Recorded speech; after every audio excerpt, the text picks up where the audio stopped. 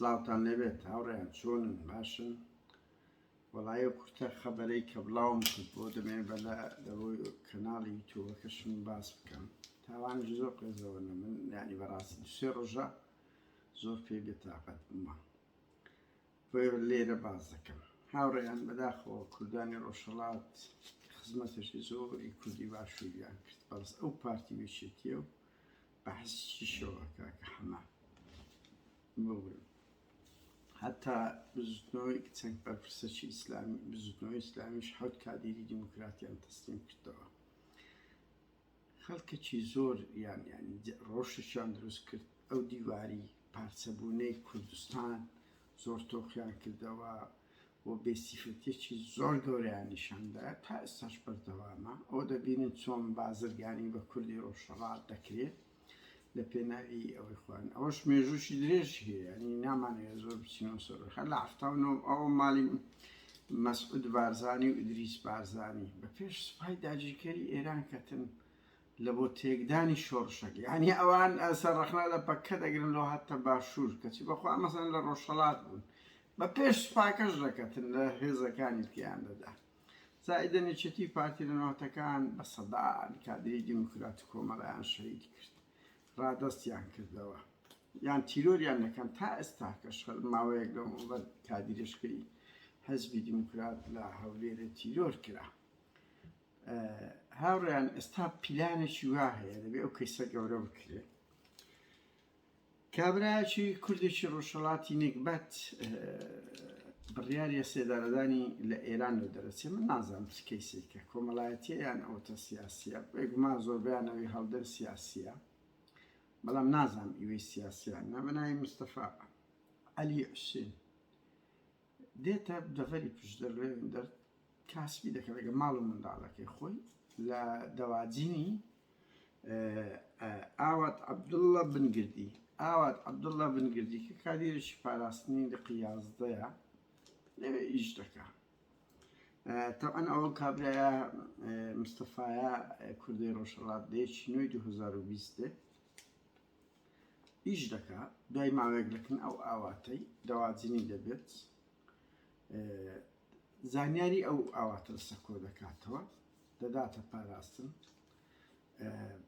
ڕۆژێک پێی دەڵێ شەوی سی یعنی دەبێ پارتی وەی لێهاتێ دەبێت لە سیویەکی ئابەکان خیانەتەکانیان ئۆپدەیت بکەن لە 38 تا شەوە بەیانیەکەی سەعات 5 بەیانی جواب لە دوو ئەو کابرایی دەنێری درێوەرە هەندە ملکوم پارە هەیە لێکلای بکەن و 5 بەیانی یعنی هەر ئەوە جێ پرسیارە ئیتر کابراش بە ماڵەوەی دەرێت لە دەقێک دەچم موچە و یعنی تەسفیە حساباتی مادی لەگە یەکتر دەکەین دەگەڕێمەوە هەر ئەو 5 دقەیە ئەو 10 دقەیە تا ئێستاش نەگەڕایتەوە یعنی لە 38 ئەو ڕۆکە 29 نۆیە یەک مانگە شوم بزرە یەک مانگە ئەو کابرای شوم بزرە تا ئەم بنەماڵەی ئەو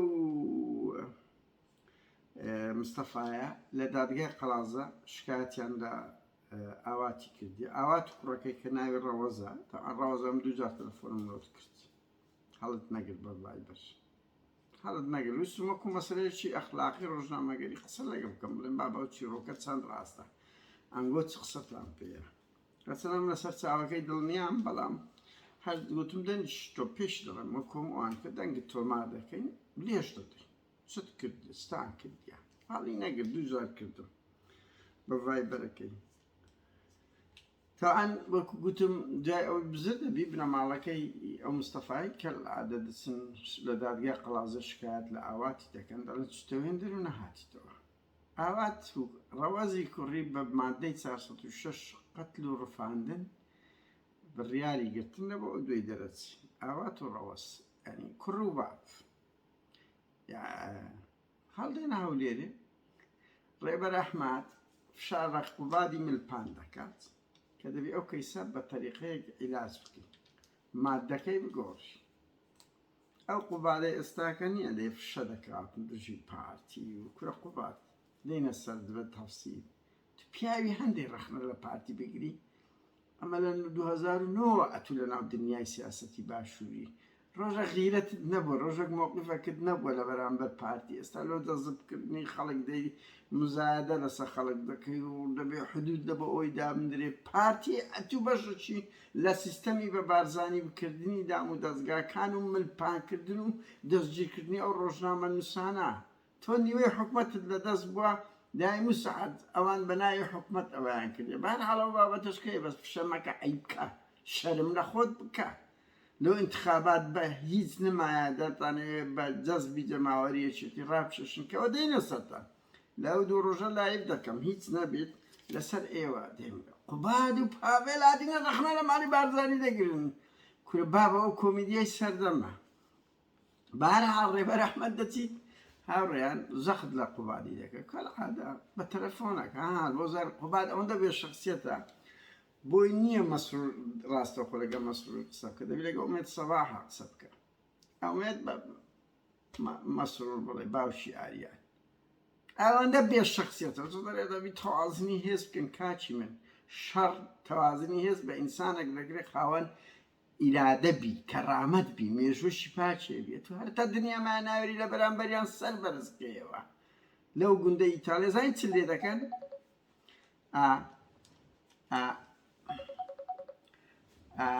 چت لێ دەگەن بۆیە ڕێبەر ئەحمەد فشاری خستە سەر قوبادی ملپان قوبات ئەوەیە تەسلیم بووە کەالعادە کۆرەوەی غالبی گوتی ئەوانە بردن ئەوانش مادەکەی لەو گۆڕیە مادەکەی کردە بە کەفالەت بە 25 میلیۆن ئاوات کوڕەکەی ئازاد کراینە بۆ دۆستەکەیان لە قەڵازەش بردی تا حاجیاوی لەبەر لە حاجیاوی حاکمەتی پارتی لێە دۆستەکە کە تەکنەوی لەم ئایندێکی زۆر نزیک ئەو کەیسێ قەپات دەکەن ئەو کوردەی ڕۆژهەڵاتیش تەنیا دەرێن ئاوات گوتیتی بڕۆن لە هەولێرێ لۆ خۆتان هەوڵی ئازادکردنی بکەن یعنی لەگە هێزەشی مەفرەزەی پاراستن بەیانی زۆرکەی سعات 5:38 تەسلیمی پاراستن کرایە پاراستن بریتیا هەولێرە لە هەولێرش یەکێک لە سەفەکان دەبی تەسلیمی بە ئێران دەکرێت ئەگە خەڵک لەسەری بەجواب بنێ هاوڕێیان من ئەو سێم شتە بێ ئەخلاقیەتە لە بۆ پارتی یەکێتی ئەوەمە منتەهین بەس ئیشی ماوەیە ڕێ بگرینە و تاوانانە ئەو ناپاچە ئەو تاوانە یعنی تاوانە کوردی ڕۆژهەڵات پەنا لە بۆ باشوور دەبە ئاوا وەکو مەڕ تەسلیمی ئەوەیان دەکەنەوە جمهوری ئیسلامی ئێران بێشەڕەڤیە فەرموو ئاوا دەگەت نەتکردیە بە خەڵک برێ و هاوڕێیان هەمووانەی بڕواناکەم بڕۆنە ئاسایشی قەڵازێ بڕۆنە دادگای قەڵازێ بڕۆنە دادگای حاجیاوی بزان ئەو کەیسە ڕاستەیانە چ بێ شەرەفیەکە کوردی ڕۆژهەڵات لە پێناوی مەکسبەکی سیاسی قوبادی ملپان ئەگەر ئەتوونەبی من دڵنیام لە دەڤەری سلێمانی بەو حەجمە نابی تو پیاوی هەندێک دێ ڕەخنە لە پارتی دەگری کورە هەی فشەکەر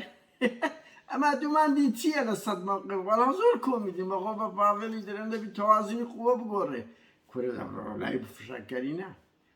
هاوڕێیان تاوانەکە ئەچی هەمومانە دیفاع لەو کوڕە هەژارە بکەین مستەفایە بکەین من بۆ خۆمە و کەیسە بە دواتچوونی زیاتر لەسە دەکەم کەسی تێژ دەکەم کاتێکی خۆش